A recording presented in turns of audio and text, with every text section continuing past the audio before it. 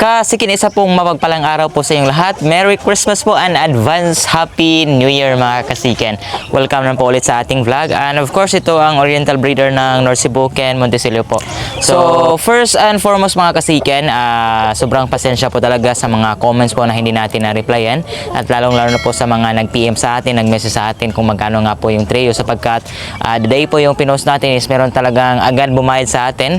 At yun, December 23 po, naipasakay agad natin yung trio po na promo natin sa ating birthday kasiken, no? So, Taga-Lapu-Lapu lang po, Marigondon. So, Cebu City lang din. So, medyo madali lang po yung pagpapasakay natin. Kaya, again, sobrang pasensya po talaga. At kasiken, sa mga nagtatanong po kung meron po tayong iba pang i-out na mga alagang manok.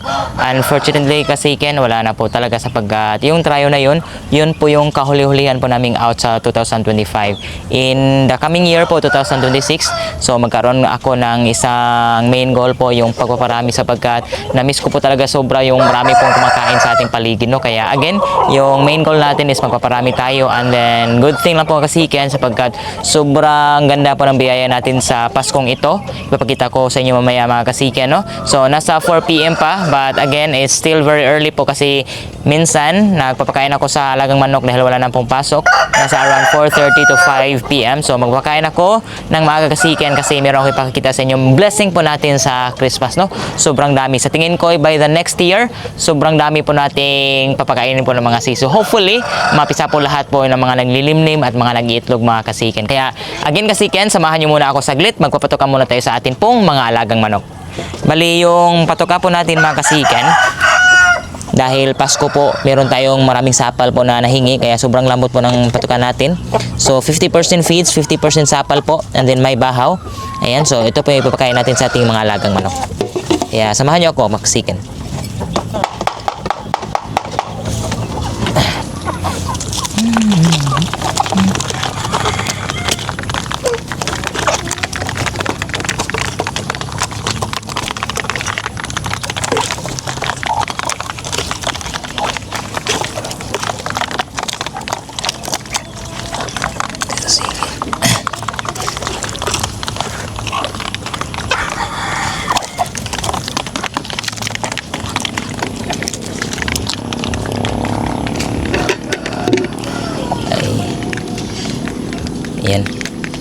Ayan po ito yung mga alaga mga kasiken. So, balik kasiken, ipapakita ko po sa inyo. Meron nga pala tayong future dito na mga upcoming po na mga broodcock, no?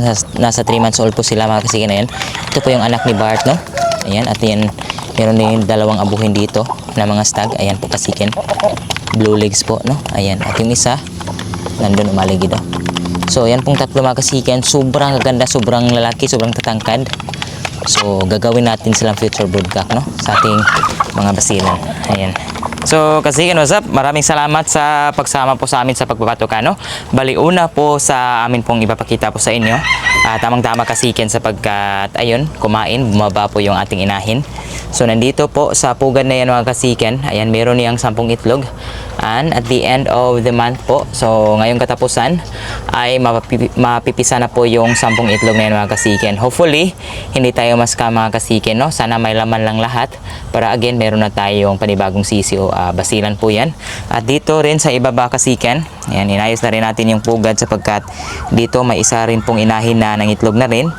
Ayan, so dalawang inahin na po ng basilan, no? Future. Okay, at dito tayo mga kasiken. Si Bart nga pala kasiken, no, ay talaga nag-single mating or single breeding po ako sapagkat akin pong napansin, yung pong tatlong pinakita ko sa inyo kanina, yung pong abuhin, dalawang abuhin at isang itim. Sobrang ganda po ng pasisyon niya, anak po ni Bart. Yan po yung mga nagagandahan mga anak po ni Bart, no, na future breeder natin lang yan, no. So silang tatlo, wala tayong ibibinta sa kanilang tatlo para again silang tatlo sama sila dito sa ating ranging area kasiken, no. Ayan, no, abuhin at saka itim, at yung isa nandun, no.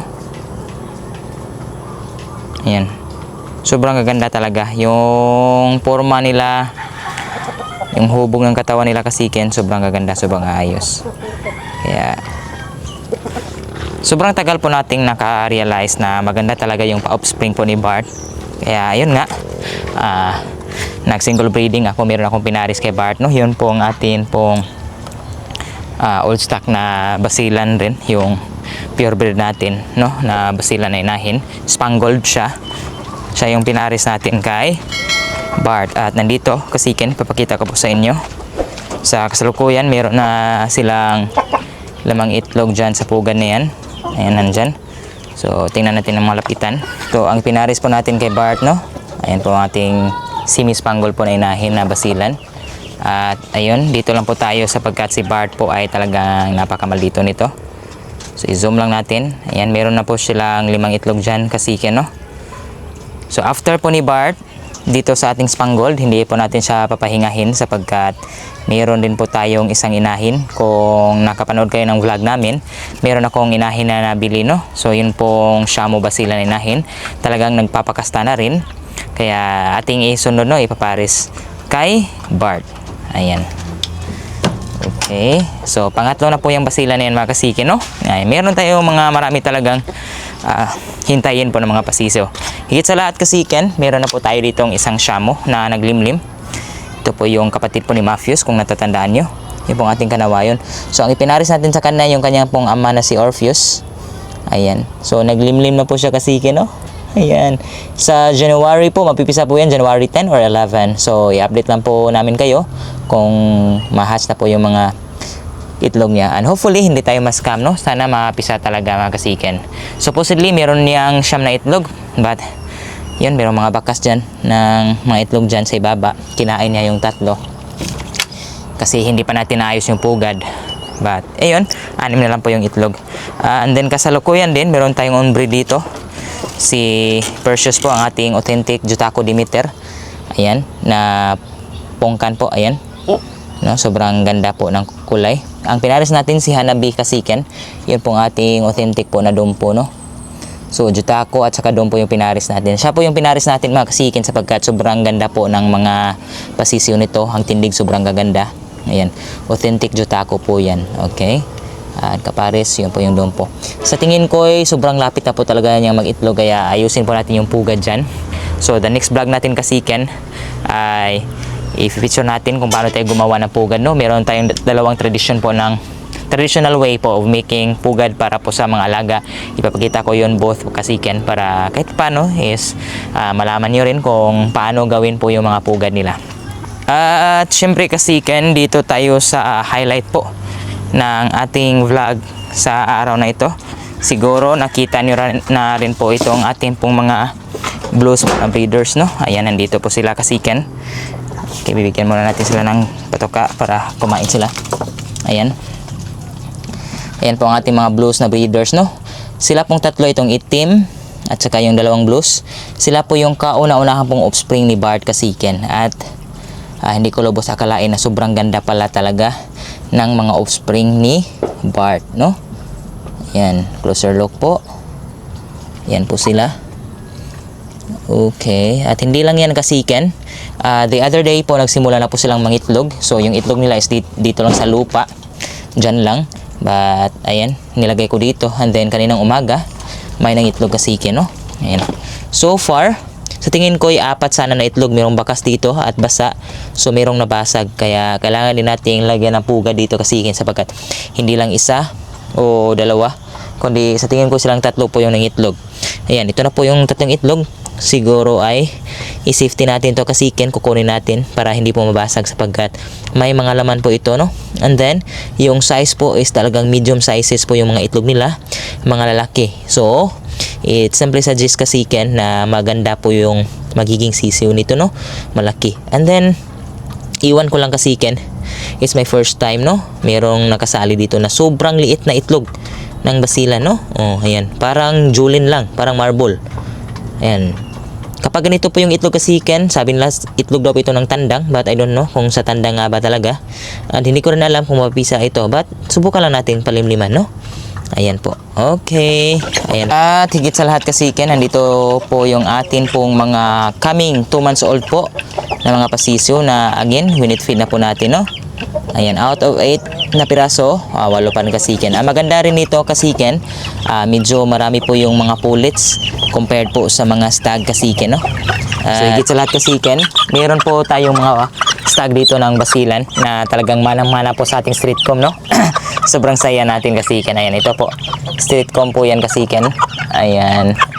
So, balang araw, lalaki po yung comb na yan, no? Ayan po. At higit sa lahat, spangle po.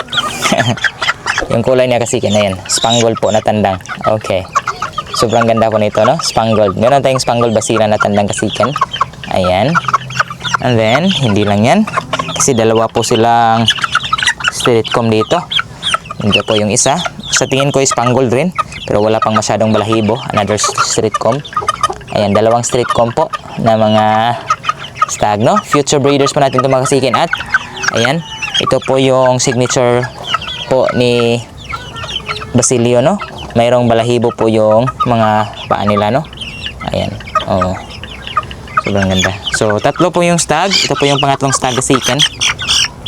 Hindi lang po siya street comb, but ayan, sobrang ganda rin po ng palong niya. Ayan, T-comb lang po. And then, sobrang, nako. Sa tingin ko kasiken, tag 1 kilo na po ang ating month old, no? Month old pa. Kasi nga, mag 2 months old po sila kasiken this coming December 30 sa katapusan po. Kasi October 30 born po ito. And then, nako, malapit na mag-kilo.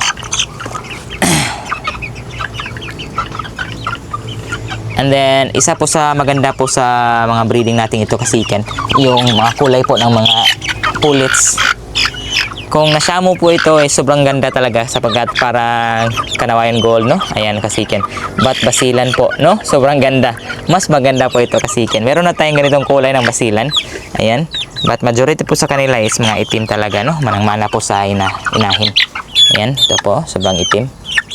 Ayan, so but magaganda talaga. Meron pang isa dito na parang abuhin ng kulay. And then merong isa na ganito ang kulay. So remix po talaga yung kulay nila, no? Walang pure po na itim dito kasiken. So gagawin nating future breeders po sila lahat, no?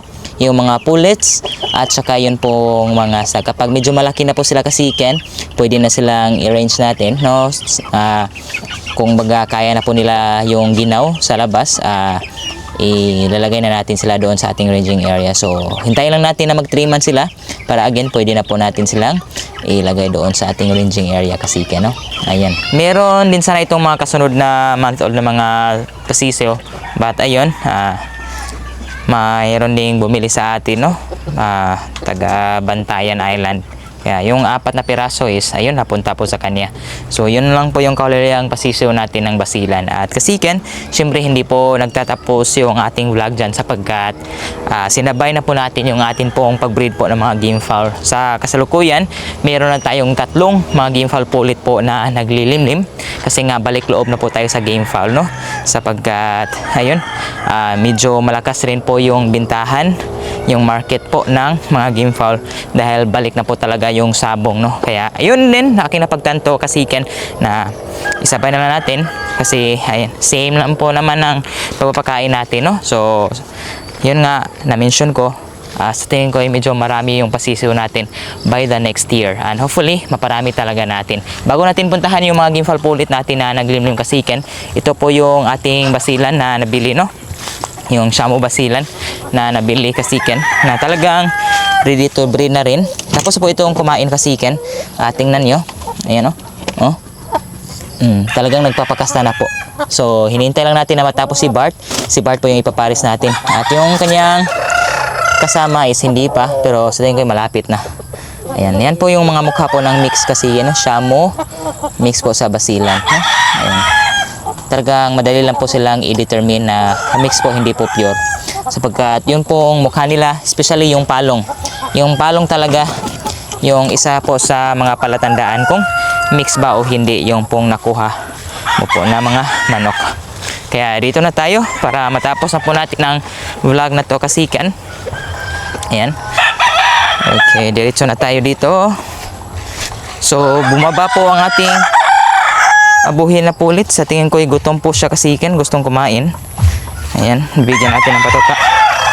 Ayan po, ang ating authentic po na Gilmore Blues po, no? Gilmore Hatch Blues, no?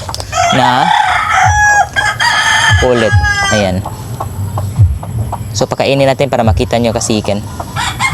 So, bali, ayan po yung ating Gilmore Hatch po na Blues, no? Authentic. So, medyo matagal-tagal na pong inahin ito kasiken. At ngayon lang po natin naisipan na, again, paramihin At ngayon sa kasalukuyan, nandyan po yung mga itlog niya. Ayan, sobrang dami ng itlog niya kasi, no? 12. 12 ba? 3, 6, 9, 12, no? Okay, hopefully, mayroong mga laman, hindi rin tayo ma-scam kasiken. So, ayan po siya. At syempre, ito po siya is na-breed natin sa ating asil na si Tibo. Kaya yung anak niya is nandyan. Ayan po yung kauna-unahang pasisyo ni Tibo kasiken. Na again, 50% po ng dugo is Gimfal Pulit. And then 50% is asil. And then, syempre, breed na rin natin kasiken. Ayan, tapos na po siyang kumain. Lumabas po. Ayan. I-breed na po natin. So, meron po itong dugong asil. 50% asil. 50% game fowl po. So, 50% Gilmore Hatch. 50% asil kasiken. And then, ito po yung kulay niya. Ugis. Sapagkat, yan si Tibo po is lacton or sinibalang, no? And then, nandito po yung kanyang mga paitlog dyan. Ayan. So, meron din siyang 2, 4, 6, 8, 10, 11. 11 itlog. So, ikakandil natin mga kasiken kung merong laman. Ayan, kasi nga naglimlim na po yan, no? And then, dito rin kasiken, yung pangatlong Gimfal Pulit natin, na again, meron pong dugo na po na palahi ni Nini Aguilar. Kasi nga, yung ama po nito is Milsim Black. Ayan, and then yung ina is White Choco. Kaya, ayan. So, may dugo po, no? 1/4 yata. So, tutungin natin ulit yung breeder nito kasiken kung ilang percent po mayroon ang dugo nito sa Nini Aguilar po na linyada. But winning line po yun, Nelson Black ni Nini Aguilar and then White Choco. So, ang pinaris natin sa kanya is yun din pong atin pong mga sweeter po na mga tandang. Pakita ko na lang rin po sa inyo. So, ito po yung pinaris natin sa ating White Choco kasiken. Hindi pa namin to nasubukan kasi nasasayangan din po kami. Kahit po hindi pa ito nakapanalo, but baka po matalo kung ilaban natin. Wala na tayong pang materialis, no? So, ayan. But sobrang galing po pumalo. Sobrang ganda pong lumaban itong ating sweeter po mga kasiken, no? Ayan po siya. Ayan. And then, yung pinaris po natin sa atin pong blues, ayan, kapatid po ng ating sweater. So, ito rin po. Ayan, sobrang gaganda, no? And then, yung pinaris natin sa atin pong asil na white, na hopefully, kapag mapisa is 1/4 na lang yung asil. So, ito po yung 2 times winner po namin na SBR, no? Super brown red po. Okay. Na hindi ko masyadong tansya kung ano po yung main bloodline nito. Ayan. But 2 times winner na po yan kasiken, no? So, nasa Facebook page po namin yung exam po niya. Paano niya pinasa yung mga exam niya. Talagang minimal scratch lang. So, yun po yung plano natin para, ayun, mapuno ulit natin yung yard natin, no? Sa mga alagang manok. Ayan. So, kasiken, yan lang po yung kaganapan po natin, no, sa taon pong ito, 2025. Hindi po sa pagtatapos po ng 2025, by next year kasiken, sa tingin ko ay magkaroon na po tayo ng maraming pasisyo. Hopefully, talagang samahan po tayo ng ating Panginoon. I-bless po yung ating pagmamanok, yung ating pagbreed para again, successful po nating mapalaki po yung ating mga pasisyo. So, kasiken, maraming salamat sa patuloy na panonood at pagsubaybay. So, hanggang dito lang po yung aming video. And sana po ay nag-enjoy po kayo. See you when I see you. God bless.